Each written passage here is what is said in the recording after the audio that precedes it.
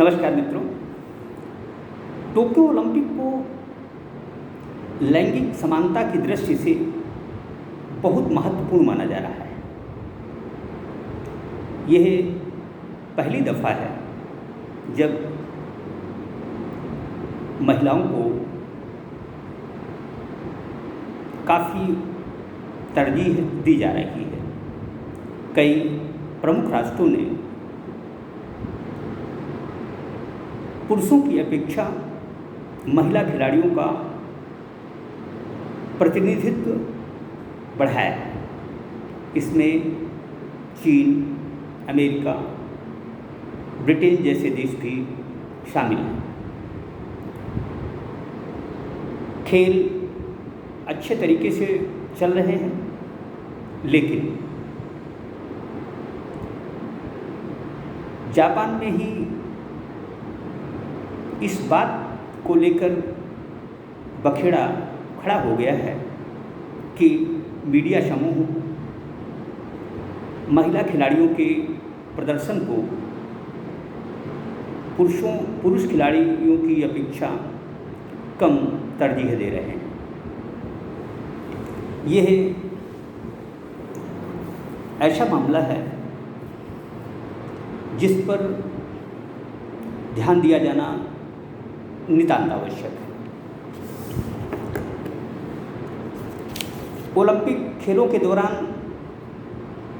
लैंगिक समानता की निगरानी के लिए जापान में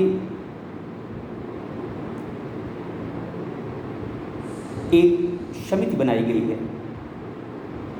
जो कि महिला खिलाड़ियों के प्रति जारी भेदभाव पर नज़र रख रही है। इस संस्था के प्रमुख नाओको इमोतो ने कहा, जब खेलों की बात आती है तो महिलाओं के प्रति पूर्वाग्रह से भरा नज़रिया दिखने लगता है। इमोतो खुद भी पहले तैराक रह चुकी हैं। इन्होंने 1996 में हुए अटलांटा ओलंपिक में जापान का प्रतिनिधित्व किया था। इमोतो ने आरोप लगाया कि जापानी मीडिया न सिर्फ महिला एथलीटों के प्रति भेदभाव बरत रहा है, बल्कि वह उन्हें पुरुष खिलाड़ियों जितनी गंभीरता से नहीं ले रहा है। उन्होंने कहा, कई चैनल महिला खिलाड़ियों को महिला, लड़की, पत्नी या मां के रूप में ही पेश करते हैं। टोक्यो ओलंपिक खेलों के दौरान लैंगिक समानता को खास महत्व दिया गया है। इसके लिए रोजाना के स्तर पर जेंडर मॉनिटरिंग कमेटी की प्रेस कॉन्फ्रेंस होती है। ये पहल अंतर्राष्ट्रीय ओलंपिक समिति और टोक्यो खेल आयोजन समिति ने मिलकर की है। टोक्यो ओलंपिक में जापान ने जो शुरुआती 8 पदक जीते हैं, उनमें से 5 महिला खिलाड़ियों ने जीते हैं। उनमें 3 स्वर्ण पदक भी शामिल हैं।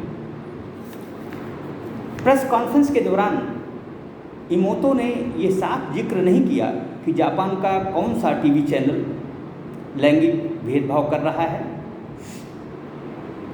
लेकिन इसके पहले के इंटरव्यू में उन्होंने कहा था कि आमतौर पर जापानी मीडिया पुरुष और महिला खिलाड़ियों का कवरेज अलग अलग नज़रिए से करता है।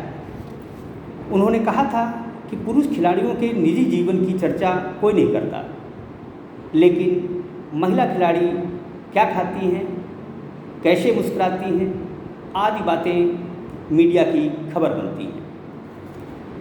इमोतो के बयान के बाद सोशल मीडिया पर तीखी प्रतिक्रिया हुई है।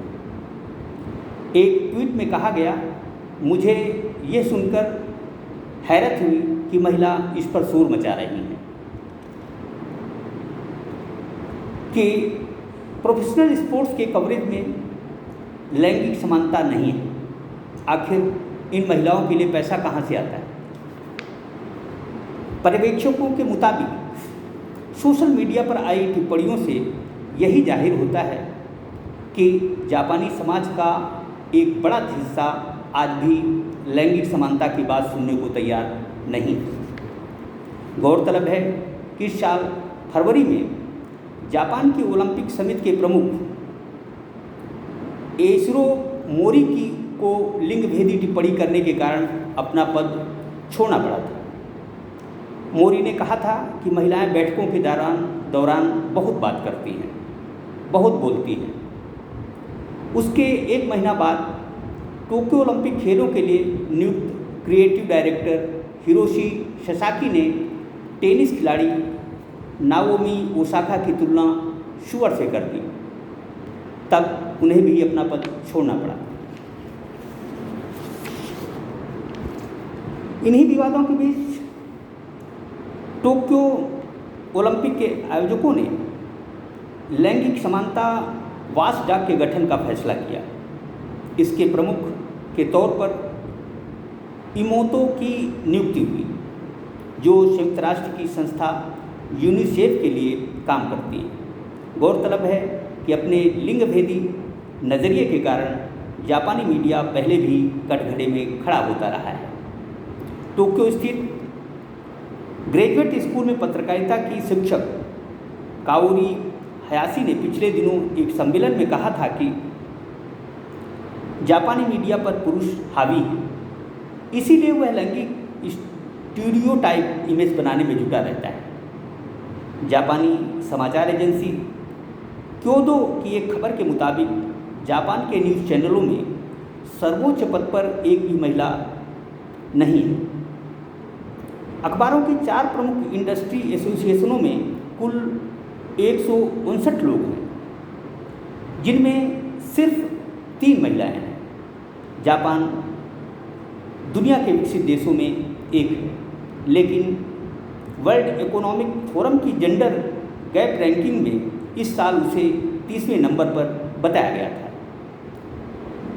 यदि खेलों में ऐसा हो रहा है तो निसंदेह बहुत खराब बात है। दरअसल खेलों में